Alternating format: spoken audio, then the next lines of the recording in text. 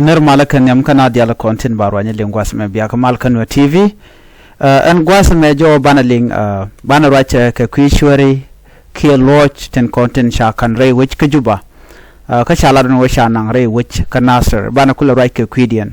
kan kononi am jiram jidit gorje an wo jendere channel me dire nyoga nas ko kien ka gorje be an wo jen dire subscribe kade notification be alert je twain ko mete ka ler mi shibare da shamala shibakaji gwas dan en payurech no mi jiram jidit kan online TV channel ba gorje en wo jen dire char dire ja kun pin gwas mo no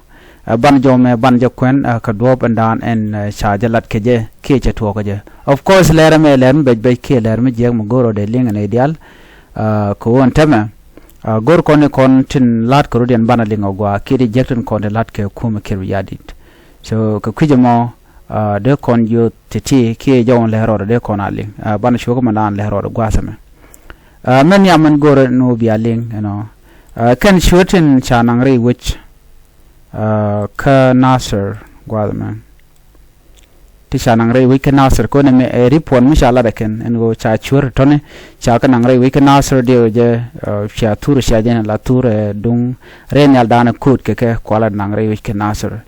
ngum be kana wala den winimi ka nasir county ka ngai kona gwan go nasir ka jan gwasa me tene de ne SSPD apten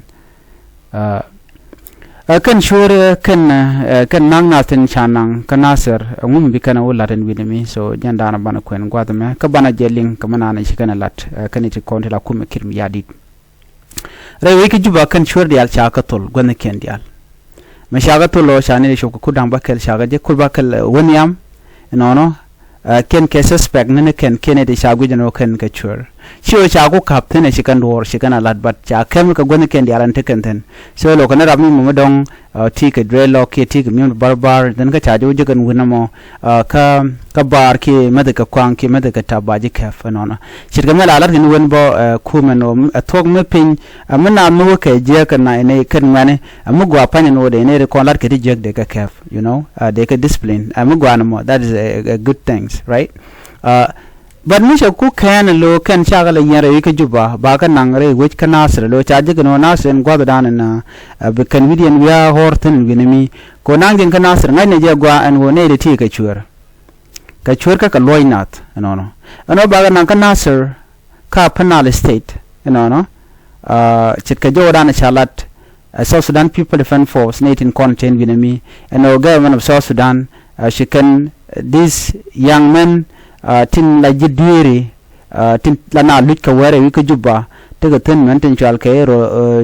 Toronto boys no ke ne ko ke ne tin wan you know ne chal ke ne gasne atla na ka wer cap kan men ping en ram kan jig kan maj kan yo kan maj kwel kan ka men torbiyele kwel kan ka men real nyale no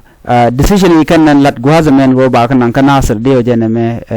idea mi shoro lut ke charmi je che charmi go eno baran baje nang wida dien no nemi este do dien shang man let kum kirmi yadi de no ken don ku ken goro bi neediti bi ken bay de bi ken jek no chabi de no ne rishit kiti titel background decha ka ba ka lagre de ka ko wogan winemi ala de ni by the way ba ko moy ka mach bugoro de no gang ko bi ken ware bi ken ko jigan winemi so mu jate kon mu citu wak ba yo nak no ba ci wokan ka jidwire ken ko rodian lon ko bugro rodian defend ne reti kan ken ne jala de ne tele ka basic training tele mu shalat ka de ko ngaji no ken ke de ne no so ne reti ne ke wel ne ti jek ti sure ti chide gwano de kan ngare we can answer chede gwa adu no ko chaji ko no ci jiju badin konte de jikumen wi mi kan gujin wo nasir jen gwa dan gwa ne jen ka ke cire man ngai kona mena kuma merkam de sha janen no shika tene boji kan ka kanan winami cikan ga nangre wike jubala ne da ba nangre wike ne ba da kan content la jidwere tin ba di po da kan ala jimerkam ba nangre wike juba ko sha guje no juba gon mala ji jeng wala kan nang tan ko ngwan ji jeng the same thing bottom my use kill my yadi de kan ne tin content la police ne go gwalan ba nang tan ba nang kanasar ana buga wuten binami ya mu ci daga pat ki kurun depending on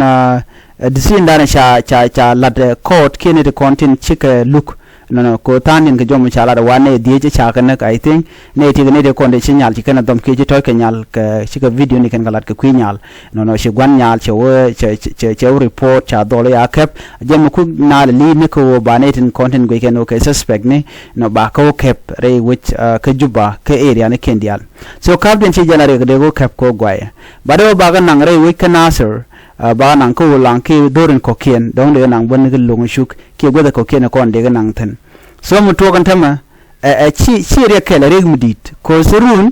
men bu kana lar kan yeti bi kana ko nak da domne okay changi na dak nak so te na itlo cha ka kum kin yadi tama shemila yana lingino ne re content la kwar ka nasir kan ulang shi manaken of course work ka nasir kola gujin wojen mumu da marke wada and then bo kude ko jen weda na kana convince keje ma mo na wo kelkelen no na wo kelkel ne de ngaje no la togne ti ke jitare ne special ne ko na jang jitan war chikan bo so ne de kon bi jiga bet kaneten content kulela mantin content bo ko ne de ti la kan ko special ne ram la regular right ram gwanduere ne te ko la lede special kan this young mantin ko lar ka ti jodi lot so bu di jeb kan galat bikan community bikan yarlong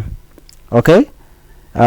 ko kane ko na mai da dom muku kana mai nika juba kan shi ku ban gwa mi ku kan no tera melel gala dier ga ka titet ken de ka mat amun be kana kula lada ring mi dinu ter be kana lada so mai kon di ala na mene go arek shi mutot ring mi dir be kana lada na kan de ngin content re wecce kana sarwa kan teleconnecting ka discipline teleka command structure you know jarama ko wide so nanga jaka ne de kontila civilian bane ko bika dual ka ke de ni so special mi jo bre we kana san tama ka jena tana re we ka ke ngai kon me dane che tuok so the same thing will happen in yok bu korbo rodien yok loy karodin another thing the same thing banyo to mi me che tuok we yara du dar we nyok ro de ke tum yok ko ne de ti tele ka background so rumi kore tuok so mu de tuok ma de jejen burka taralong so me jag na ko bana lui ko sha de ni sha ko nak so de india ko la na ngana se by the way read india ke jeng ni te cha yen re ku juba kwale nang je la punishment god da nang yiten which is very wrong all people should be treated equally right ka do bada na gore je ko ba jin nang gwa me bo liutin gwa me bo broad bo tere tuk du content ko nan wi tong mi tel kon by the way la kula jene ken de ni bu ko ruel kamim ke bu ko mai karech kan go ko na kan ko le ya jektin ne ko la je wuce so bu ko ron gwa me chutere be chutuok and then bana chu liutin na mo so ne me che chong so raina murai ko ne che chong ko ba de indi chit ke titi min chak bu chole de ne ta luru titi ke ne te lat ke ti chodian lot ladum kanang nat kaloi nat ba kanang re widodien kanti dodien misha kanti niken amu misha nang ka kanti niken mi gwa longan go dong de kanang ki de ko discipline ten so jo len ko na me lat ko no dia ala community no re jan gwa dan cha ji no ba na ita to ba we nang tin ba yo mu ka match liu ka wal zika liu shi kuma she bedir so kan ita ko no kwala yusa kuma South Sudan ta kan ita chikar to ne di jidwere na ba yana ngalo wa gunga no wa ta je ran ta ji wa je tuk so from there bro chu je grek run bana complain sha de no nak ba yu jago kan ke de ni SSPDF ka shi de ni SSPDF kan ka civili ke ga ji we ne kan bang ji lora bang te sha de tar ga background ke de sha so jo me janda na gore de nyaga ye kel no sure tala do shagan nang re wich kan nasir ka sure ta chup kan kudang bakel dong chaga da gun te kokien so kan full information kan je but jen jo dana gode nyaga ye kel biate mal